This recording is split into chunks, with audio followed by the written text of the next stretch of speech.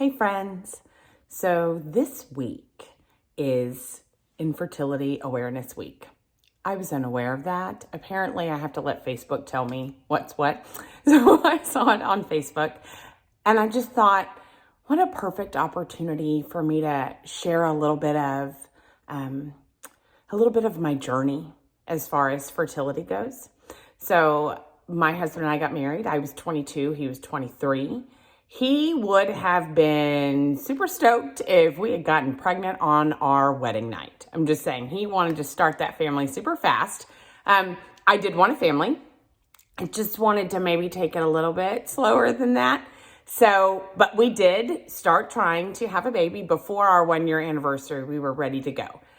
In all honesty, we were nowhere near ready to be parents at that time. So God's favor was to make sure I did not get pregnant. I see now in hindsight. In the moment, I obviously did not see that. So it took us about 3 years to get pregnant with my oldest son. And I can tell you, those 3 years felt like a million. They felt eternal. Everyone I knew was getting pregnant. My sister got pregnant with twins. My sister got pregnant with her second child. There was a child just found in a dumpster like 2 blocks from my house. A newborn infant. It did not make it. It was on the news. People at work were getting pregnant. Everyone in my sphere of friends and contacts seemed to be getting pregnant, is how it appeared at the time. It was a really hard time. We went through infertility tests and, we tried some medications and it was a lot. But we moved from Port Arthur to Florida. And when we got to Florida, we found out I was pregnant and we were over the moon.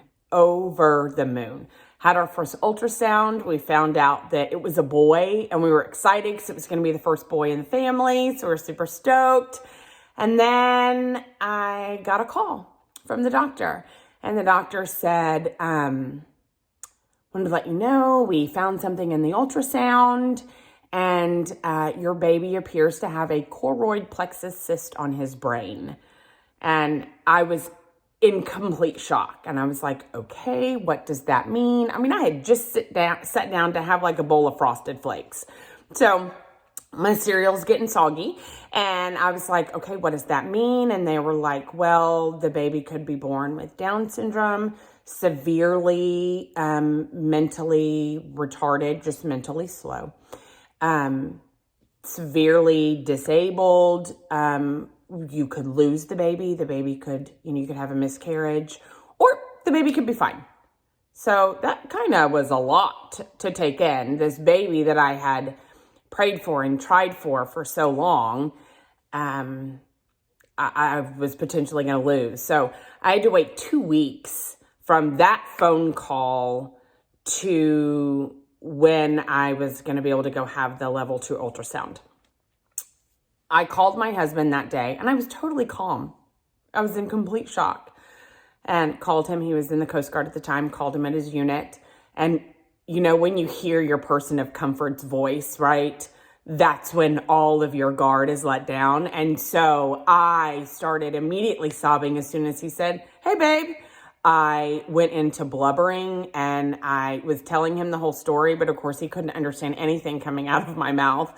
All he got was doctor called and baby, and I was crying. And so he went into his CO and told him, and CO was like, go home right now. Luckily, we only lived minutes from the Coast Guard unit, so he was home quickly. And it's such an emotional story even now. Like, I was in my 20s. Oh my gosh, and I am 48. How old am I? I'm 48. It's still such an emotional story. So he came home and I was laying on the floor of the nursery that we had already decorated. And I was holding a giant Mickey Mouse. A humongous Mickey Mouse that we had bought for our baby.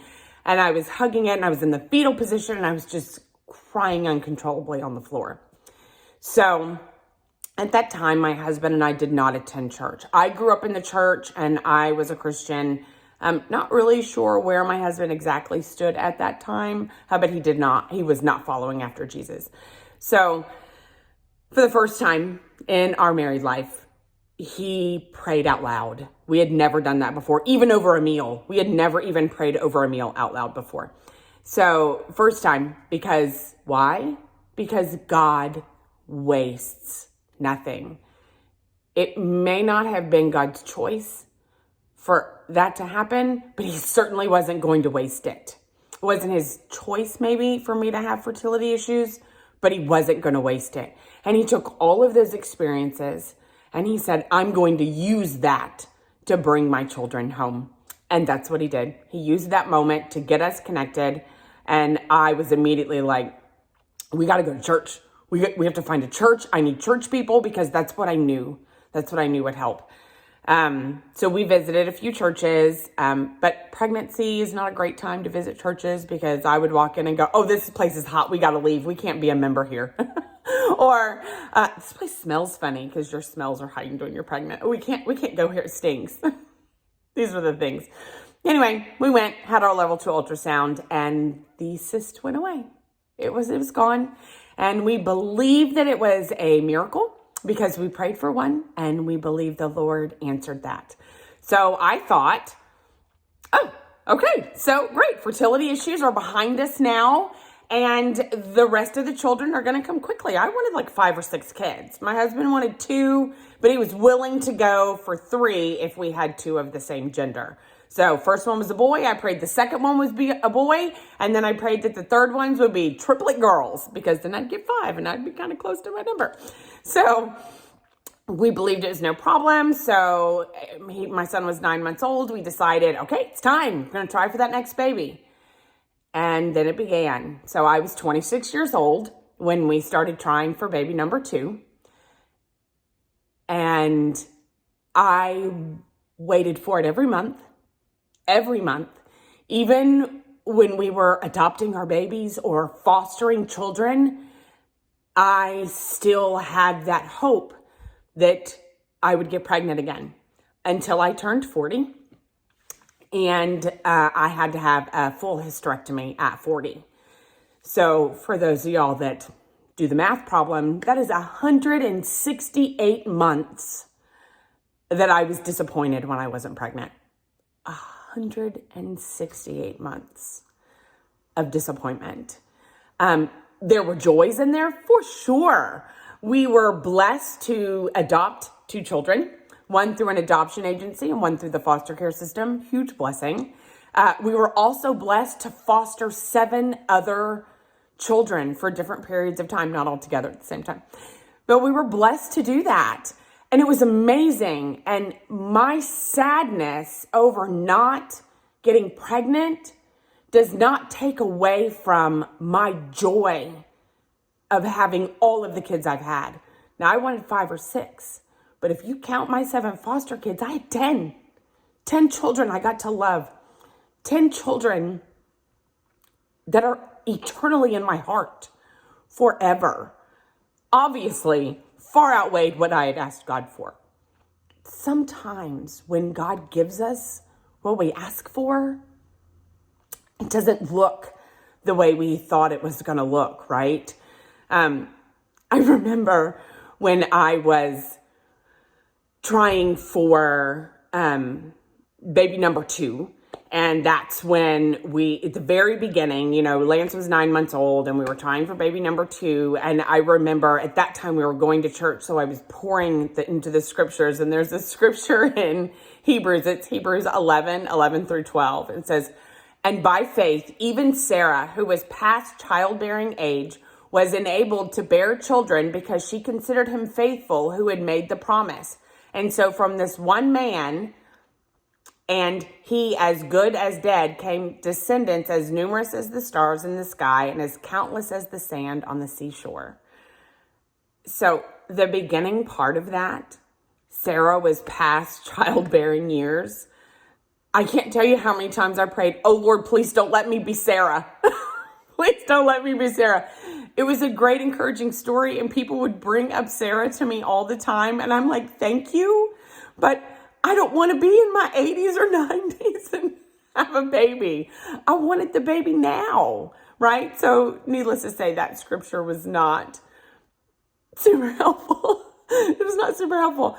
But in Genesis 25:21, it says, Isaac prayed to the Lord on behalf of his wife because she was childless. The Lord answered his prayer and his wife, Rebecca, became pregnant. And I wanted that.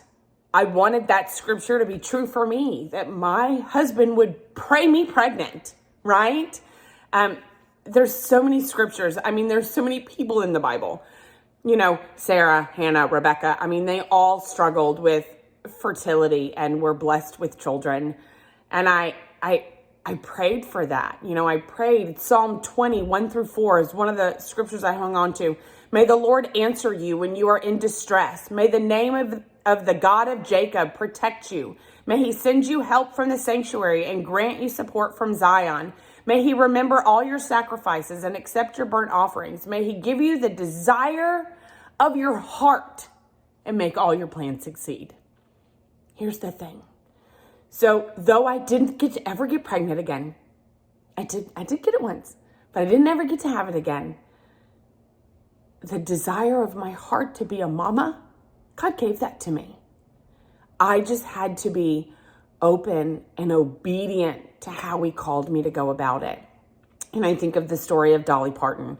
So she didn't ever have kids, and I don't know her, so I don't know her whole story. But I know that they at some point made a decision not to have children. But all of her nieces and nephews, she treats them like her kids.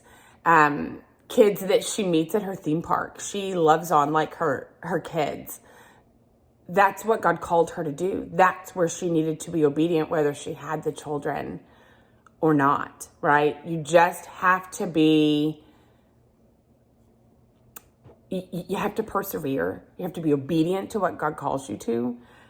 And sometimes when your prayers are answered, they don't look the same. But here I sit now. I have a 22-year-old son who is married, so gave me another daughter. I have a 17-year-old son, and I have a newly 9-year-old daughter. And that is, far better than I could have ever imagined. My children are amazing to me. And the 7 other children I got to foster, though I am not able to keep in touch with all of them, some of them were young, and they moved on to other families or returned home to their family. There's still 2 of them that I get to stay in contact through social media. And it blesses my heart to know that in some way I got to be a mom to them. Not to mention the other children that my kids have brought into my home at different times that have called me mom. Many of my sons, my oldest son's friends, called me mom. I have kids at the church who call me mom.